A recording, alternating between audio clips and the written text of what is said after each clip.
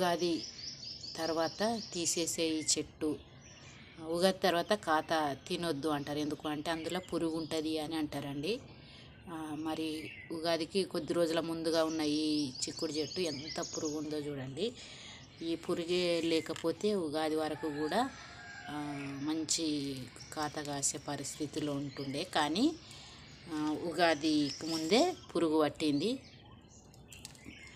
అయితే ఈ పురుగు ముందే కొన్ని రోజులకు ముందు ఉండి నేను ముందే ఈ యొక్క అది చలిబూడిది కొంచెం జల్లితే పాపం ఈ చెట్టుకు బాగా అవుతుండే. కానీ నేను పని మీద ఉండి చల్లలేకపోయినా. అయితే చూడండి ఎంత పూత పురుగు ఉన్నదో. కొంచెం ఇప్పుడు మళ్ళీ ఎండ కాస్తుంది కదా, ఎండను బట్టి కూడా పురుగు ఎండిపోతుంది అని చెప్తుంటారు. నిజమే, పురుగు ఎండిపోతుంది. కొంచెం పూత కూడా పురుగు లేకుండా ఉన్న పూత కూడా స్టార్ట్ అయిందండి.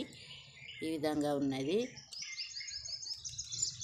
ఏది ఏమైనా కూడా మనం ఇళ్ళల్లో పెట్టుకున్న ఈ చెట్టు మనం తొందరగా అంటే ఉగాది తర్వాత తీసేయాలని అంటారు. మరి కాత కొంతమంది తోటలు పెడతారు, చిక్కుడు తోటలు పెట్టి వాళ్ళు జాగ్రత్తగా మందులు చల్లి చేస్తారు కాబట్టి వాళ్ళకు అవకాశం ఉంటుంది. కానీ మనకు ఇళ్ళల్లో పెట్టుకున్న ఈ చెట్లకు అవకాశం ఉండదండి. చూడండి ఎంత నల్లగా ఉన్నది. ఇక్కడ కూడా ఎంత నల్లగా ఉంది పురుగు పట్టి పూత. చూడండి, చూస్తుర్రు కదా.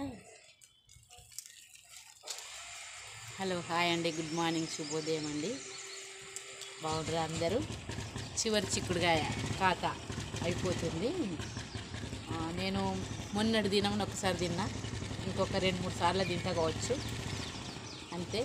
ఇక మళ్ళీ వచ్చే వర్షాకాలంలో పెట్టినప్పుడే అదేవిధంగా ఉంటుంది చిక్కుడుగాయ. అంటే తోటలలో పెంచే వాళ్ళు మాత్రం వాళ్ళకు తెలుసు కాబట్టి మందులు చల్లి వాళ్ళు చెట్లను చిక్కుడుగాయలను కాపాడుతుంటారు.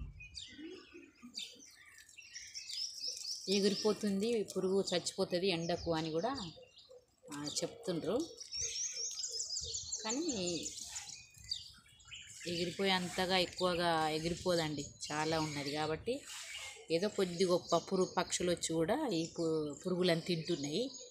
కానీ అంతగా అయిపోదు, అంత క్లీన్ కాదు చెట్టు మాత్రం. చూడండి, ఏదేమైనా నా చిక్కుడు చెట్టు చివరి దశకు వచ్చేసింది. మళ్ళీ వచ్చే సంవత్సరమే ఈ చెట్లు పెట్టడం అన్నది. వర్షాకాలం వచ్చే వరకు నేను మళ్ళీ విత్తనాలను తయారు చేసుకొని రెడీగా పెట్టుకోవాలి.